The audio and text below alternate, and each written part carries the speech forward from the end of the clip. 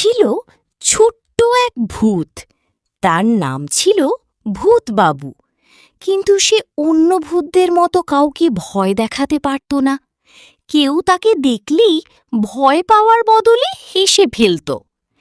একদিন রাতে সে একটি বাড়িতে গিয়ে বলল, হাও মাও খাও, মানুষের গন্ধ পাও।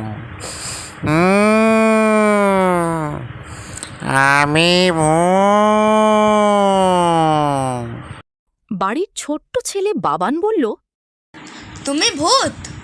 তোমাকে তো কার্টুনের মতো দেখতে। এসো আমরা লুডো খেলি। ভূতবাবু লুডো খেলতে বসে গেল। খেলতে খেলতে এত হাসল যে ভয় দেখানোর কথাই ভুলে গেল। পরদিন ভূতদের রাজা তাকে ডেকে বললেন, তুমি কি কাউকে ভয় দেখাতে পারলে? ভূতবাবু মাথা নিচু করে বলল, না রাজামশাই, তবে আমি সবাইকে হাসাতে পেরেছি। রাজা একটু ভেবে বললেন, তাহলে আজ থেকে তোমার নতুন চাকরি। তুমি এবার থেকে আর ভয়ের ভূত নও, হাসির ভূত।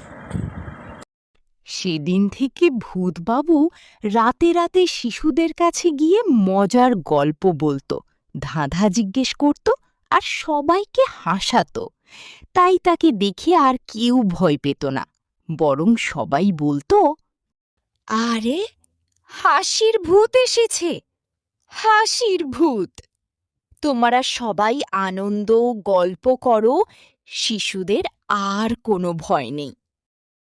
নীতি কথা, মানুষকে ভয় দেখিয়ে নয়, ভালোবাসা ও হাসি দিয়ে মানুষের মন জয় করাই সবচেয়ে বড় গুণ।